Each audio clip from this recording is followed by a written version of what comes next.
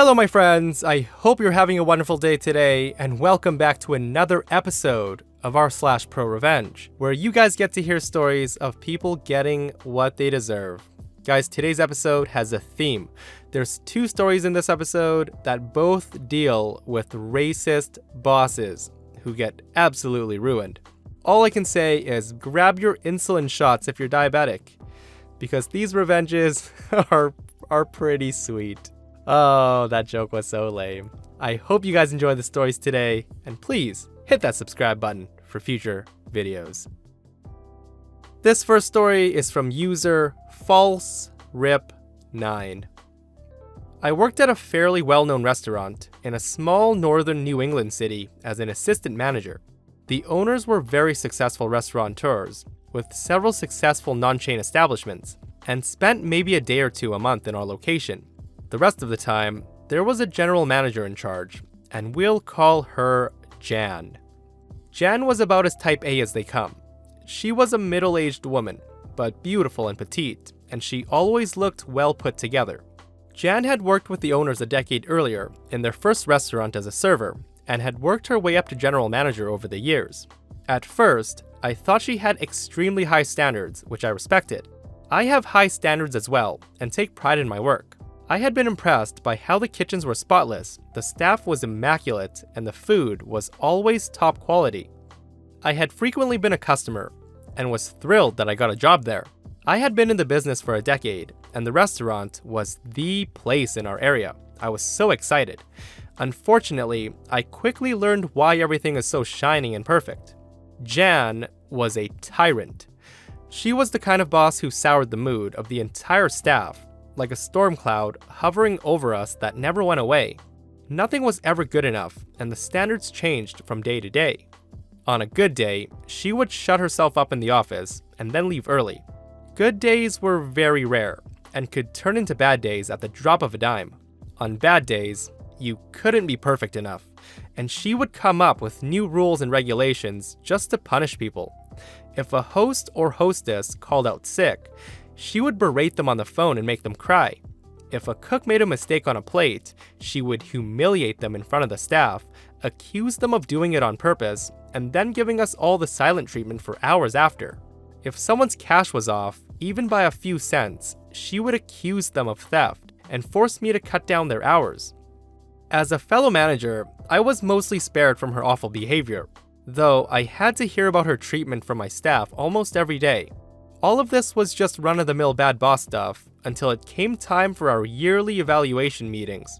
And this is where Raul enters the story.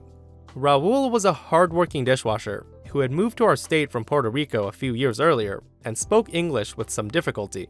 Whenever I had to go over anything official with him, we would have a coworker translate between us to be sure we both were communicating clearly. Jan refused this courtesy to Raul. This made his evaluation pretty difficult. Raul managed to communicate to us that due to the recent cut in his hours, he would be forced to get a second job to pay the bills. Something about this absolutely set Jan off. She told him that she would fire him if he dared, that it was our place or nothing. I could see plainly on the intake paperwork in front of me that Raul had been hired with the understanding that it would be a full-time position, so I pointed that out. Jan was furious at that fact, but agreed through gritted teeth that if Raul agreed not to get a second job, that she would bump up his hours to at least 35 hours a week. It was stated as clear as day, and I documented it in my daily manager logbook. Work went on as usual after that, and I didn't think much of the meeting again for a few months. Another time a while later, while filling out the information for tax returns, Jan calls me into the office. I could tell she had pulled the tiny room apart looking for something. "All the information about our Puerto Rican employees is gone," she told me, with a mixture of panic and suspicion. I looked at the files in question, and they all seemed to be in order, so I was confused and I told her I couldn't help. A few minutes later, I walked back into the office to find her arguing with Rosa, our most talented chef and a Puerto Rican native. Rosa was perfectly fluent in English, and Jan spoke to her as if she were mentally slow. She says, "No, Rosa, where is your green card?" Rosa responded in perfect English. "What are you talking about? Are you an illegal immigrant or something? Is that why one of you broke in here? To hide the proof?" Jan wasn't yelling, but her eyes were cold and flashing with rage. "What?" Rosa was starting to get angry now. It suddenly clicked for me, so I chimed in and said, "Jan, do you realize that Puerto Rico is a United States territory, right?" "Of course I know that," Jan snapped back. "So you know that Rosa has a social security number like any other American native." Jan did not apologize for accusing Rosa of theft. I was so done with this place after that. Jan did all kinds of little things like that, and she never apologized. I had already gotten a job offer for a place closer to my house when the final straw came. I was the closing manager one day, and got in just before the dinner rush to see Raul storming out the back door. He didn't speak much English, but he didn't need to, with the profanities that he was throwing around. It was very clear. Jan had lied about raising his hours to 35 hours per week, so Raul had gotten the second job he talked about. When Jan found out, she fired him, but not before saying something along the lines of, "All of you illegals are the same." She was really fixated on these American citizens being illegal aliens for some reason. By this point, I pretty much hated Jan too. Since I knew I would be leaving soon anyway, I told Raul that he should go after our boss for wrongful termination since I had documented proof. I told him that I documented that time where he had been promised more hours and that Jan had signed off on it. The last time I saw Jan was on my way out of Raul's lawyer's office after giving a deposition about several labor laws that she'd violated. Apparently, there were many other labor laws she'd broken in front of the other employees, and she couldn't even look me in the eye. The best part, at my deposition, I learned that Jan was actually the one who was illegal in the country. Her green card had recently expired, and she was Canadian. She ended up being sent back to Canada as a result of this case, and no one's heard from her since. Raul was granted 6 months of unemployment pay, plus the restaurant had to pay his legal fees, and they closed that location not long after. Maybe they should hire their managers more carefully next time. Guys, this story is so fake. There's no way in heck that a Canadian would act like this. They are the nicest people in the world. Guys, I'm joking, that was sarcasm. There's crappy people everywhere you go.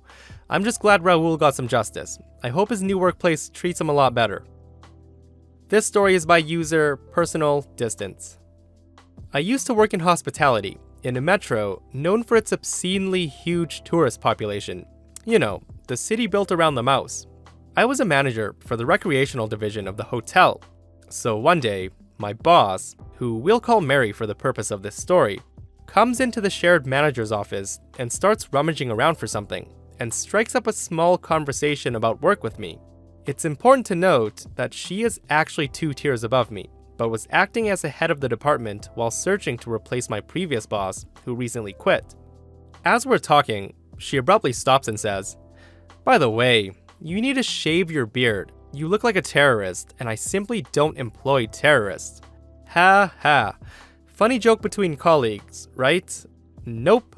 I'm actually half Indian, and I do look Middle Eastern, and have been taking this kind of crap since middle school. Plus, we're not close, at all. So I reply as calmly as I can muster, "Hey, I get you're trying to be funny, but on my end, it comes off as pretty ignorant and racist. So I'd appreciate it if you chilled out with that terrorist stuff." To which Mary retorts, "Oh, I'm ignorant? Well, you can see how ignorant I really am during your annual review," and proceeds to walk out of the room in a huff. My jaw dropped so low that I could taste the floor. You'd think it was an easy fix, right? Like, go to HR and say that she made some rude comments like this before. But I've refrained from contacting HR because I didn't want to be petty, but now that she threatened my pay, that's a no bueno. So I go to HR like a good boy and tell the HR director, who we'll call Boyd. I explicitly ask him not to mention it to anyone, just log it away in case someone else reports something similar and he can establish a pattern of behavior. Well, Boyd decided that he simply must talk to Mary about it. I stress again that I'm not comfortable with it, since she strikes me as the vindictive type. No good. He promises there will be no retaliation, and tells me that he'll contact me later for a statement, which I thought was weird. Why not make a statement now? And that was that. About a week goes by, and I follow up with Boyd because I've been getting some less than pleasant vibes from Mary. Nothing substantial, but odd.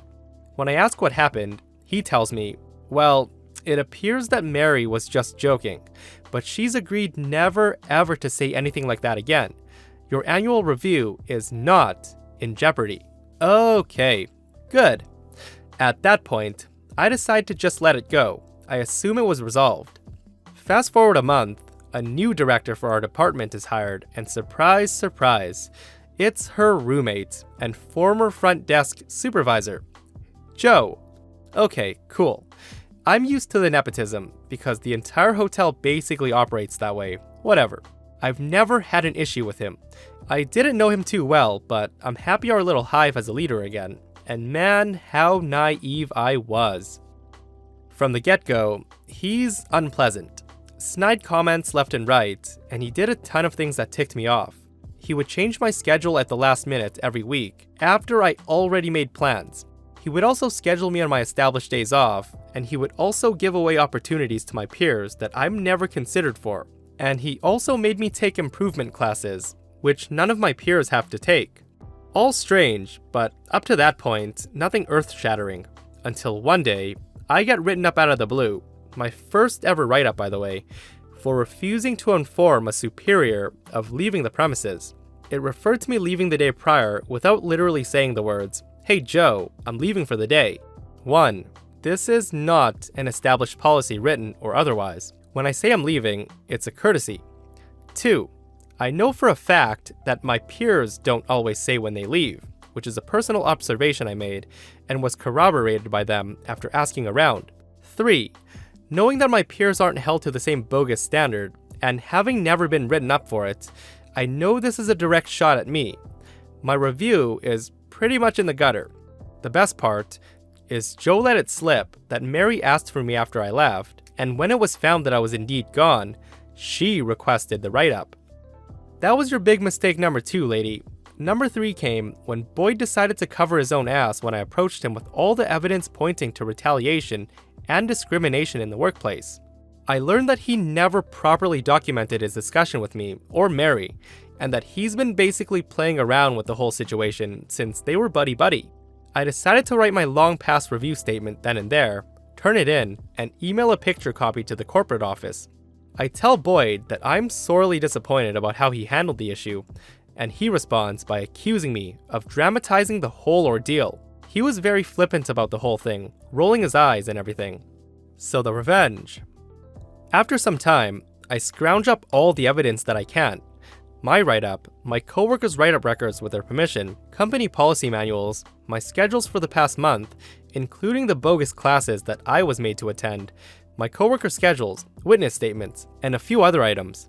The next step, I tell off Joe because screw him. I make sure he's very angry when I leave, and you'll see why later. After crossing my T's and dotting my I's, I resigned with a 2-week notice.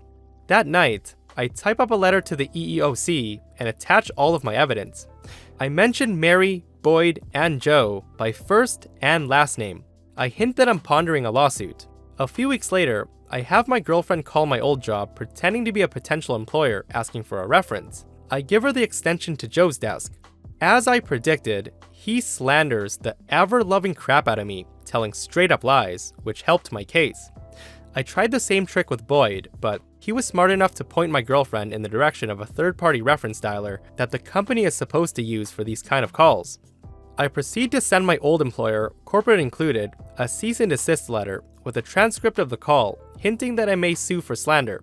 The result. Some time passes, and the other day, I'm at the bank with my girlfriend, and I get a call from my old coworker. I missed the call, but I resigned to call him back later. Less than an hour later, I get 5 to 6 calls and texts informing me that Mary, Joe, and Boyd were all fired the same day and walked out of the building. Mary cried. Apparently, the corporate office was contacted by the EEOC and launched their own internal investigation, matching their records with my evidence. They sent me a return letter with the company's statement, which was fallacious, but nonetheless, I suppose they decided it was easier to nip it in the bud and sack their asses to be safe. Karma may be a bitch, but in this case, she had nothing to do with it. Alright guys, fluffy story time for all who care. So, I once had a manager make a super racist joke to one of my friends that was along those lines. So, my manager was known to make really dark humored and racy jokes in the office. So, one day, a coworker's friend who happened to be named Osama walked in one day because he dropped her off lunch. So my boss walks over and introduces himself, and as soon as he heard his name, he said the most racist and awkward joke ever in front of 5 other people. Guys, I'm not even kidding you when I say this. And he said, I kid you not, "Hey, Osama, nice to meet you. Did you bring any bombs today? Because if you did, that would blow." Holy effing crap. Okay, so the office literally went silent for a good solid minute, which in that scenario felt like a freaking eternity. My boss then recognized that the joke wasn't funny and was like, "Well, you guys enjoy your lunch. I'm headed out." And then he left, leaving everyone baffled at what he said. And yeah, we never said anything about it. But I think word got around to the owner because he stopped making the jokes after that. That was my experience with a racist coworker or boss. Guys, and that wraps up another episode of r/ProRevenge. If you're unsubscribed, hit that subscribe button because the next 100 subscribers will get a baby duck sent to their house. I'm kidding. I'll see you guys in the next one.